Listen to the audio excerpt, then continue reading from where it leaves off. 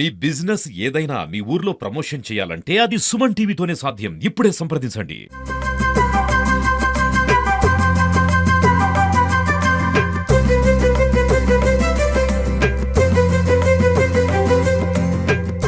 Hi hello నమస్తే, welcome to Suman TV Khammam. నేను మీ శిల్ప. మన ఖమ్మం ఎన్ఎస్టీ రోడ్లో ఉన్న కనకదుర్గ అమ్మవారి టెంపుల్కి అయితే వచ్చాము ఈరోజు.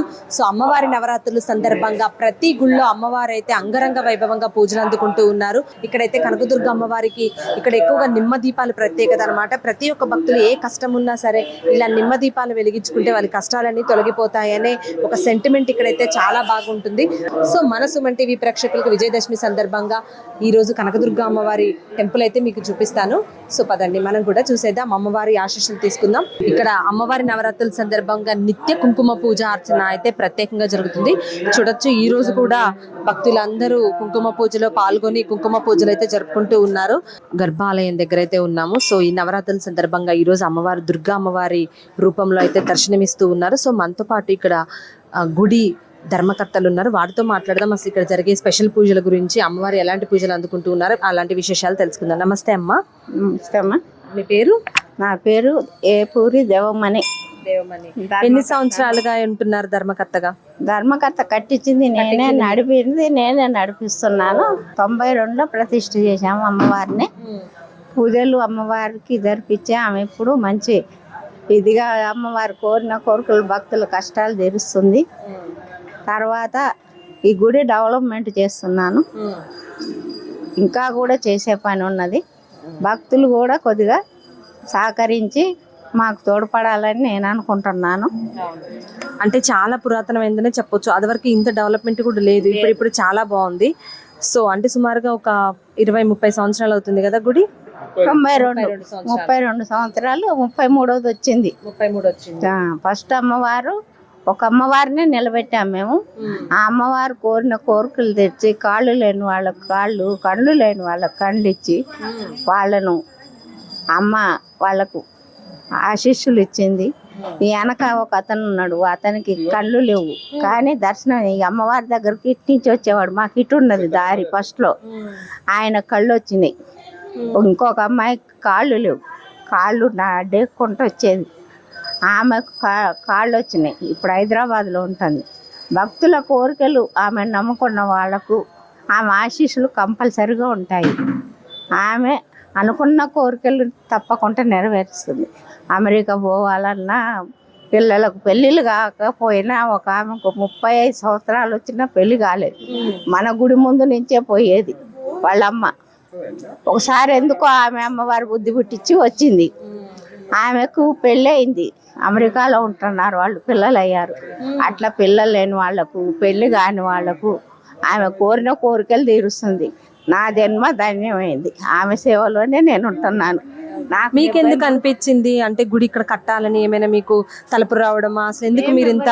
మా సారు నేను డబ్బులు ఇద్దామని మేము అనుకున్నాం. ఎవరన్నా కడితే మా సార్ ఏమన్నాడంటే, మన డబ్బులు ఎవరన్నా తినిపోతారు, మనం ఎందుకు, మనమే కట్టించుకుందామంటే 800 గజాల స్థలం కొని అప్పట్లో ఈ అమ్మవారి నిర్మాణం ఫస్ట్ చేసినాం ఒకటి.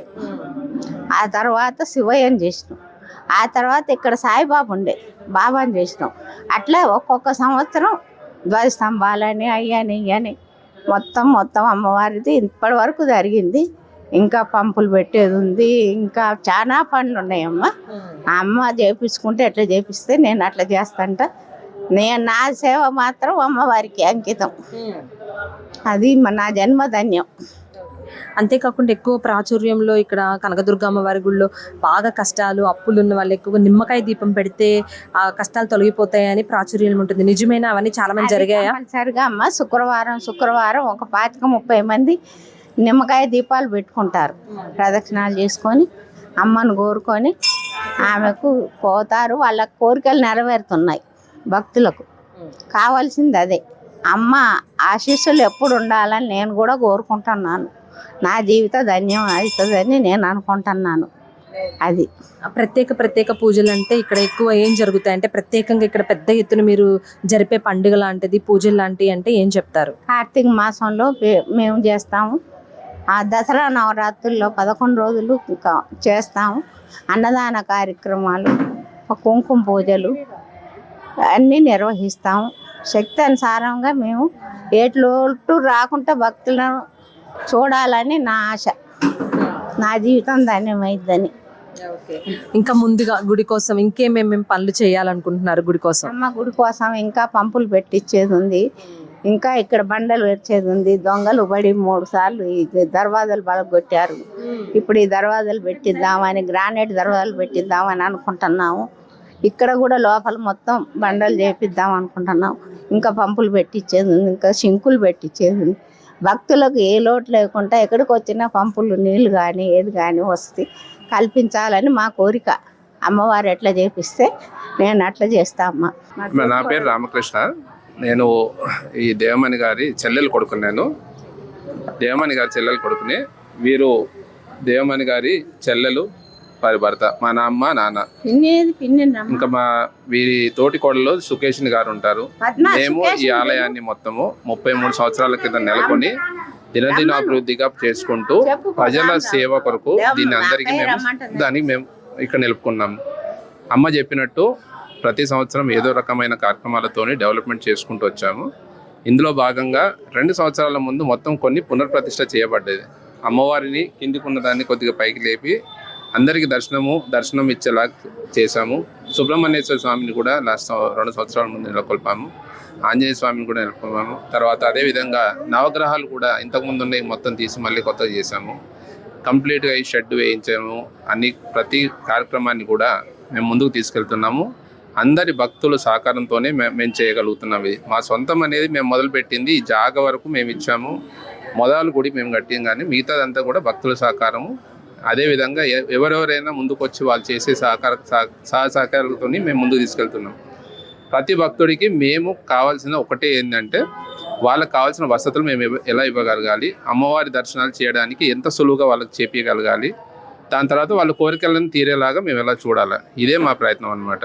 ఎవరికి ఏ విధమైన సాయం చేయగలిగితే వాళ్ళు ముందుకు వచ్చి చేస్తే మనకు కొన్ని డెవలప్మెంట్ పనులలో పైన గోపురం కట్టేది ఉంది, తర్వాత ఈ ముందు అంతా బండలు వేసేది ఉంది, కొన్ని నల్లాలు ప్లస్ కొన్ని ట్యాంకులు కూడా కట్టించేది ఉంది. సుమారుగా మనకు 10 లక్షల రూపాయల పని ఉందమ్మా. ఈ విధంగా ఎవరైనా వాళ్ళు ముందుకు వస్తున్నారు, అమ్మవారి కోరికలు తీరిస్తే వాళ్ళే వచ్చి వాళ్ళే చేస్తున్నారు. అదేవిధంగా ఎవరైనా ముందుకు వచ్చి చేయించే వరకు ఉంటే భక్తుల కోరికల కోసం మేము ఏమైనా వాళ్ళ సౌకర్యాల కోసం మేము చేయిస్తున్నాం. నమస్తే అమ్మా. శ్రీమాత్రే నమః అమ్మ. మేమంతా కలిసి ఒక కుటుంబం, మేము ఉమ్మడిగా ఈ గుడిని ముందుకు తీసుకుపోవాలని, అభివృద్ధి చేయాలని కోరుకుంటున్నాము. భక్తులు కూడా సహకరించమని కోరుకుంటున్నాం.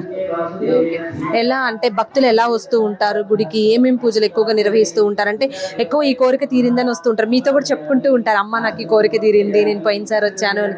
సో అలా మొక్కులు ఏమేమి చెల్లించుకున్నారో ఏదైనా ఒక ఉదాహరణ. అమ్మ సుబ్రహ్మణ్య స్వామికి 41 రోజులు చేస్తే కంపల్సరీ పిల్లలు కానీ పెళ్లి కానీ కంపల్సరీ జరుగుద్ది.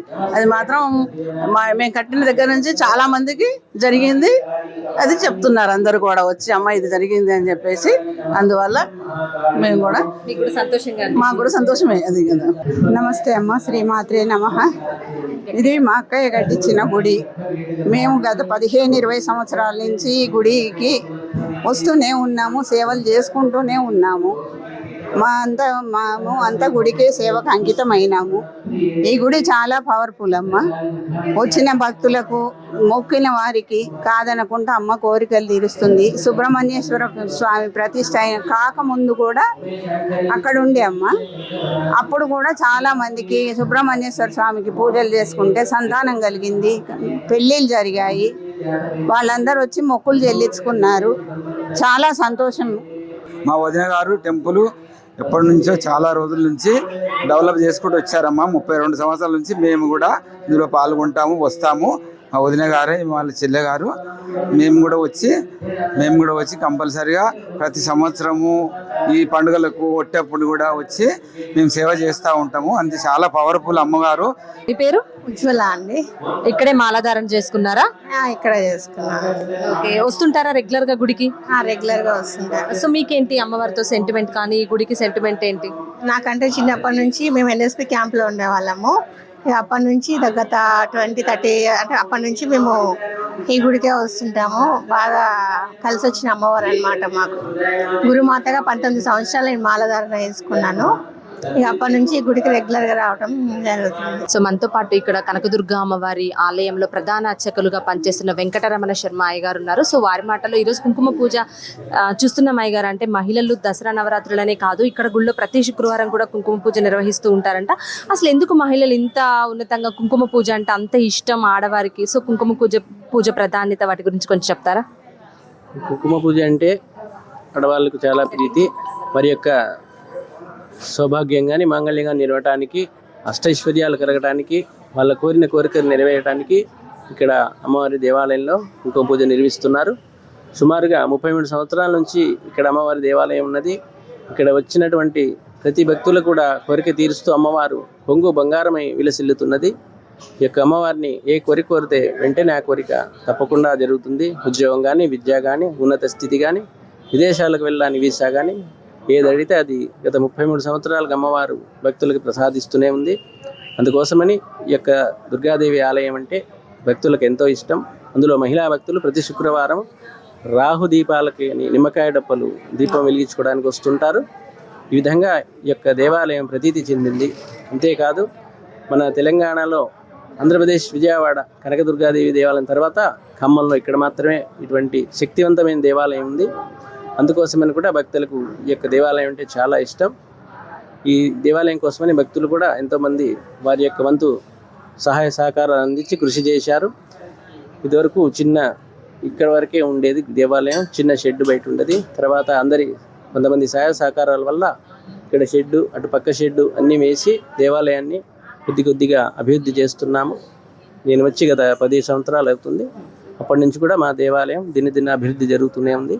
భక్తులు కూడా చక్కగా దేవాలయానికి వచ్చి వారి యొక్క కోరికలు తీర్చుకొని అమ్మవారి ఆశీర్వాదాన్ని పొందుతూనే ఉన్నారు. చూసాం కదా, ఈరోజు మన ఖమ్మంలో ఉన్న కనకదుర్గమ్మ వారి ఆలయం.